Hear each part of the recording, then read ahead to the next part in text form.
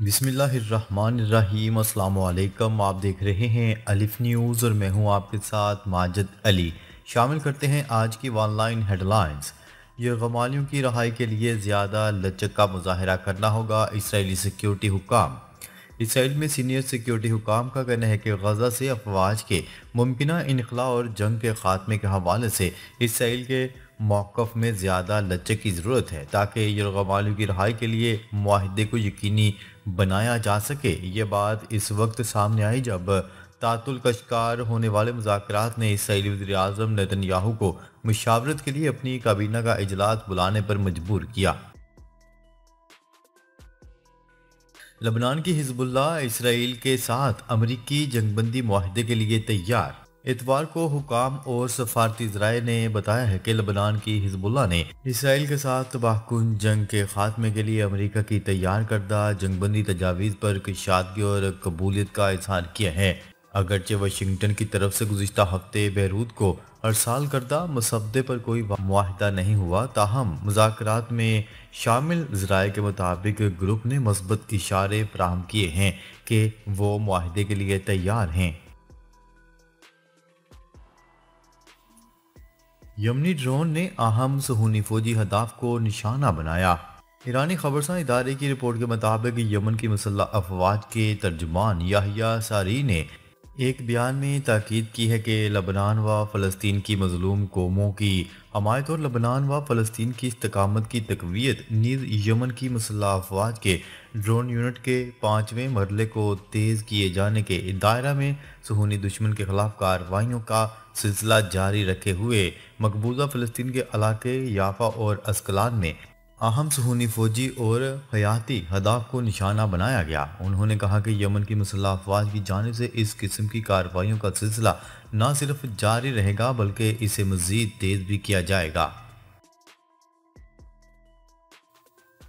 ہماری جوہری تنصیبات پر کسی بھی قسم کے حملے کا فوری اور سخت جواب دیا جائے گا، ایران نے خبردار کر دیا۔ ایرانی وزیر خارجہ کے ترجمان اسماعیل بقائی کا کہنا ہے کہ ان کے ملک نے اپنے مفادات اور پرامن جوہری صنعت کے دفاع کے لیے ضروری اقدامات کیے ہیں۔ انہوں نے تہران سے ایک نیوز کانفرنس میں مزید کہا کہ قرارداد 533 جوہری تنصیبات کے خلاف کسی بھی دھمکی یا طاقت کے استعمال کی ضمانت کرتی ہے جو بین الاقوامی ایٹمی توانائی ایجنسی کی نگرانی سے مشروط ہے۔ انہوں نے اس بات پر بھی زور دیا کہ یہ ایک بہت واضح دستاویز ہے۔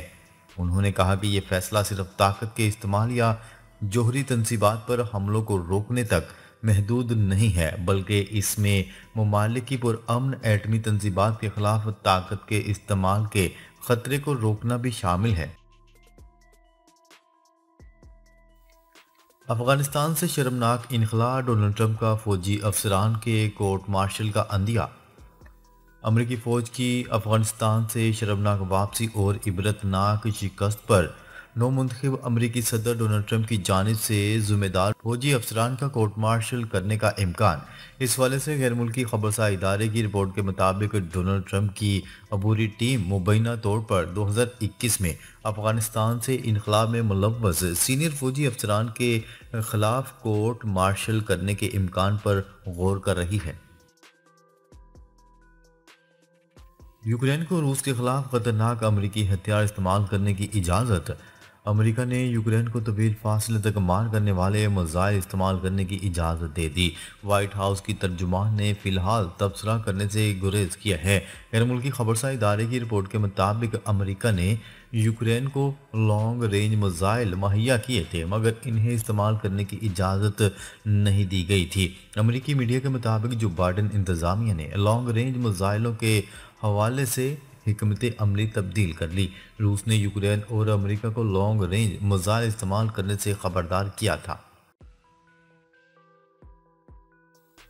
یوکرین کو امریکی ہتھیار استعمال کرنے کی اجازت، صدر پیوٹن کی خاموشی نے سب کو پریشان کر دیا۔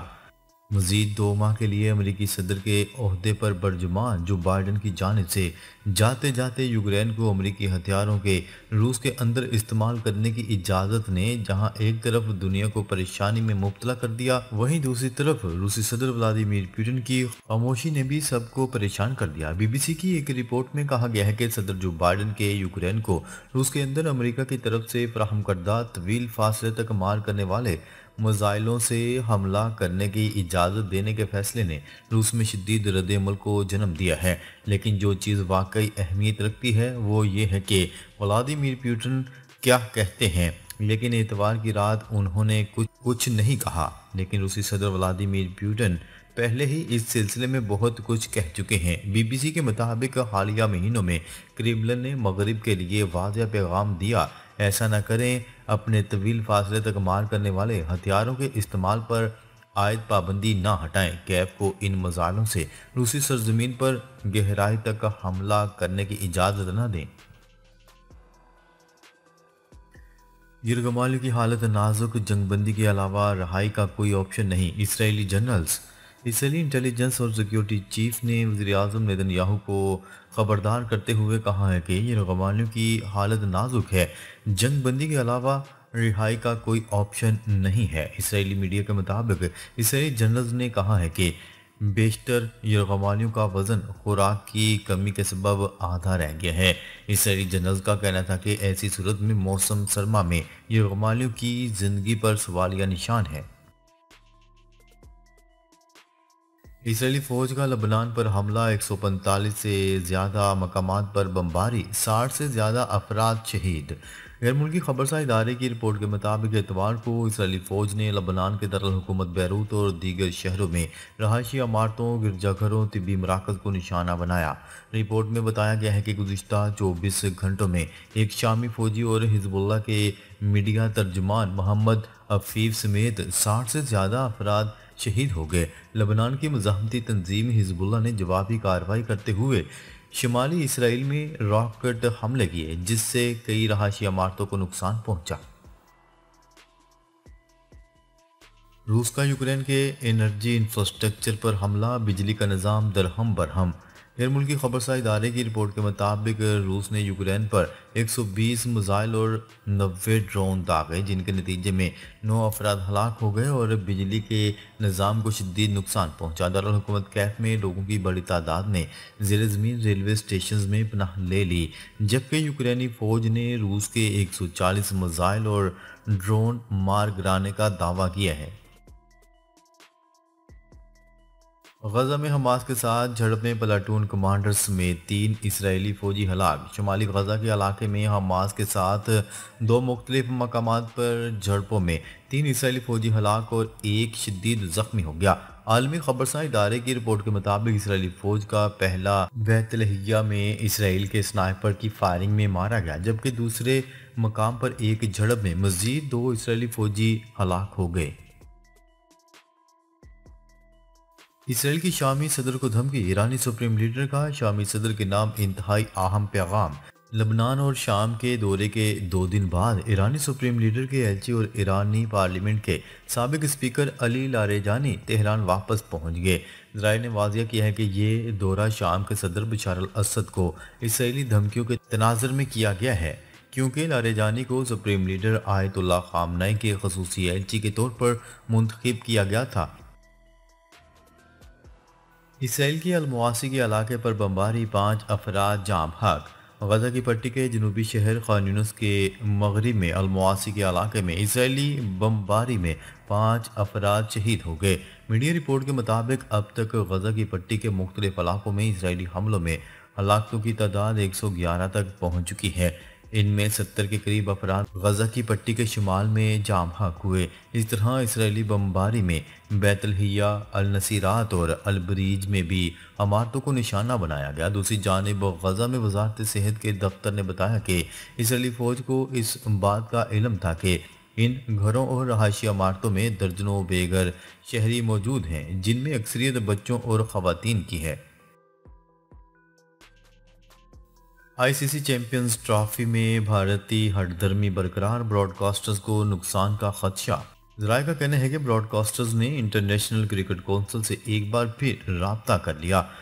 پاک بھارت میچ کی غیر یقینی صورتحال پر براڈ کاسٹرز کو ہزاروں ڈالرز کا نقصان ہو رہا ہے۔ براڈ کاسٹرز نے خط لکھا کہ غیر یقینی صورتحال میں 3.2 ارب ڈالر کی طے شدہ رقم نہیں دے سکتے۔ آئی سی سی پاک بھارت میچ یقینی بنانے کے لیے کردار ادا کرے۔ 24 نومبر فیصلے کا دن۔ اس دن فیصلہ ہوگا کہ کون میری پارٹی میں رہے گا اور کون نہیں۔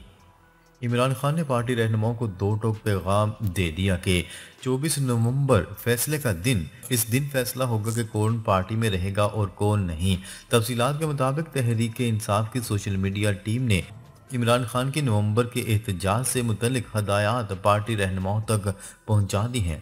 پاکستان تحریک انصاف کے سوشل میڈیا کی جانب سے جاری ہونے والی عمران خان کی ہدایت کے مطابق 24 نومبر فیصلے کا دن ہے۔ اس دن یہ فیصلہ ہوگا کہ کون پارٹی میں رہے گا اور کون نہیں رہے گا۔ بھارت کو کوئی خدشات ہیں تو ہم سے بات کرے، chairman P C B. Chairman Pakistan cricket board Mohsin Naqvi نے کہا ہے کہ چیمپئنز ٹرافی میں تمام ٹیمیں پاکستان آنے کو تیار ہیں۔ اگر بھارت کو کوئی خدشات ہیں تو ہم سے بات کرے، ہم دور کریں گے۔ لاہور میں میڈیا سے گفتگو کرتے ہوئے چیئرمین پی سی بی نے کہا کہ انٹرنیشنل کرکٹ کونسل کو اپنی ساکھ کے بارے میں سوچنا ہوگا۔ انہوں نے کہا کہ آئی سی سی نے ٹورنامنٹ کے شیڈیول کا اعلان کرنا ہے، جس کا ہم بھی انتظار کر رہے ہیں۔